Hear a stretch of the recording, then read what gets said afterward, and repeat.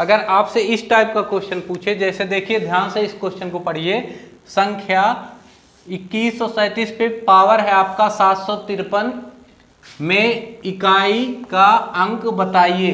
अब इसमें आपको इकाई का अंक बताना है, तो आप इसको लगाने के लिए अब जो भी मेथड पहले आप खुद से अप्लाई करिएगा, उसके बाद हम लोग इसको लगाएंगे, देखते हैं कैसे लगेगा।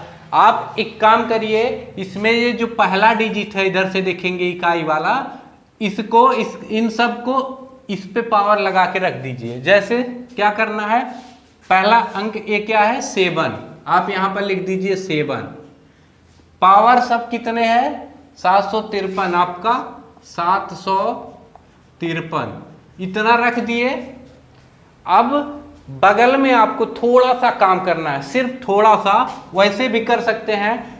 इसको जो 753 है इसको 4 से डिवाइड कर दीजिए, 4 से डिवाइड कर दीजिए, बस इतना ही करना है, इसके बाद आपको कुछ नहीं करना है।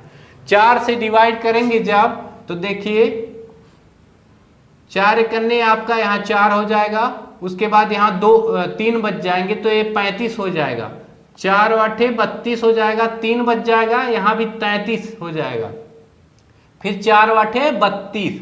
अब देखिए 1 बच गया, 1 बचा है हमारा शेष। अब हमें और किसी चीज की जरूरत नहीं है। इस एक बचा ना, तो 7 पे पावर हम लोग रख देंगे 1, तो 7 पे पावर 1 का मतलब 7 करने 7, आंसर हमारा मिल गया 7।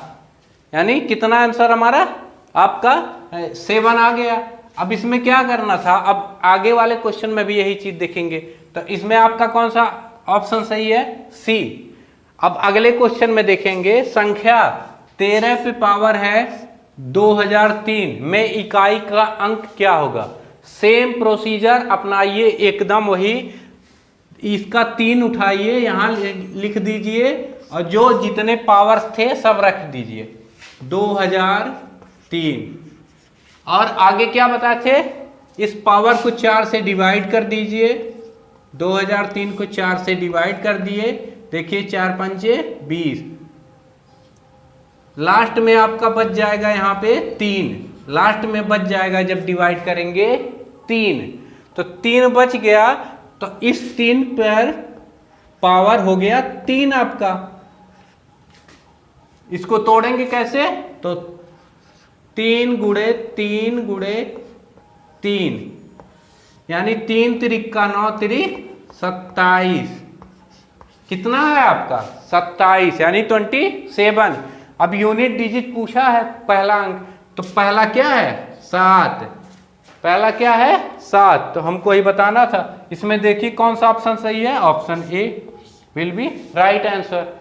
अब अगले वाले में देखेंगे, ये भी सेम प्रोसीजर अपनाना है। संख्या 22 पे पावर है 23 में इकाई का अंक बताइए। तो इकाई का अंक पूछा है भाई, तो पहला यहाँ पर 2 है, उठा लो 2, इस पे पावर कितना है 23, तो 23 इस पर पावर उठा लो।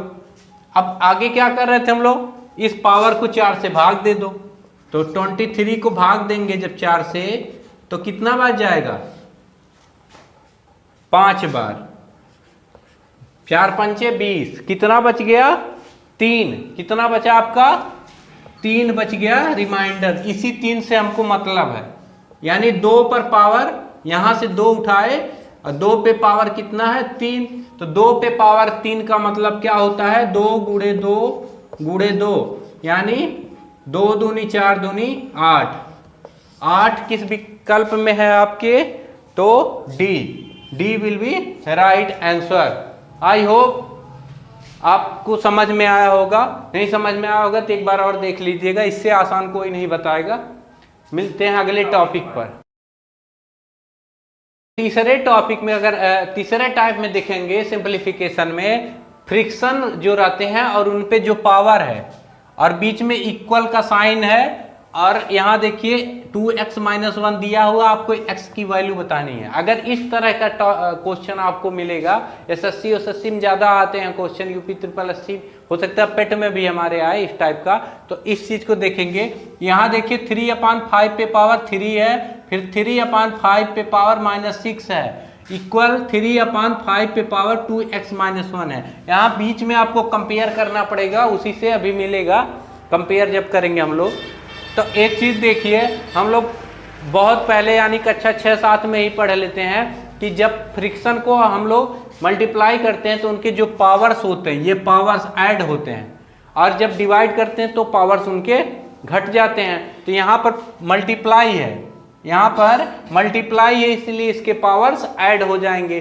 तब देखते हैं ऐड करके, तो 3/5 को हम लोग लिख लिए 3/5, इस पे पावर कितना है 3 और -6, तो पावर्स क्या है 3 और प्लस में ऐड किए -6।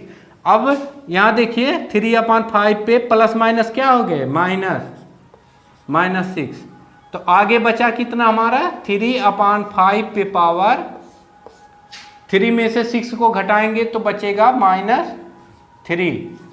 अब देखिए हमने कुछ नहीं किया, बस वही जो बचपन में पढ़े थे कि मल्टीप्लाई करने पे पावर्स ऐड होते हैं, तो हमने पावर्स इसके ऐड कर दिए। देखिए पावर्स ऐड कर दिए, यहाँ पर माइनस था इसीलिए ये प्लस को माइनस कर दिया, तो 3 में से 6 घटाएंगे 3/5 पे पावर आपका बच जाएगा -3 हो जाएगा। अब देखिए ये छोटा बन गया, दोनों को हम समराइज करके इतना बना दिए। अब कंपेयर आराम से कर लेंगे। अब इसको लिख दीजिए 3/5 इक्वल पे पावर -3 और इक्वल 3/5 पे पावर 2x-1। एक चीज ध्यान दीजिएगा, एक कंपेयर तभी होगा ये फ्रिक्शन इससे जब बीच में इक्वल का साइन रहेगा, तभी होगा। अब इक्वल का साइन है, ये दोनों बराबर हैं, ये वाले पावर्स को छोड़ के, तो इसको हम लोग छोड़ देंगे, हमें इससे कोई मतलब नहीं। अब बचता है क्या, बचता है हमारा ये वाला टॉपिक, ये वाला और ये वाला, तो लिख लेंगे -3 इक्वल यहाँ क्या है 2x-1। बस अब ये सिंपल फॉर्म में आ गया। अब -1 को इधर भेज देंगे इस साइड में, तो -1 है इस साइड में आएगा, उल्टा हो जाता है तो प्लस में हो जाएगा, तो -3 और ये इधर आया तो +1 हो गया, और इक्वल बचा क्या 2x। अब बताइए, देखिए छोटा हुआ कि नहीं। अब सिर्फ इसको क्या करना है, यहां देखिए तो -3 और +1 क्या होगा, -3 और +1 क्या होगा, दोनों को जब ऐड करेंगे तो प्लस और माइनस माइनस हो जाएगा, प्लस और माइनस माइनस हो जाएगा, तो 3 में से 1 चला जाएगा, 3 में से 1 चला जाएगा तो बचेगा आपका 2। लेकिन साइन बड़ा किसका है, माइनस वाले का साइन बड़ा है, इसीलिए इसका साइन लगा देंगे।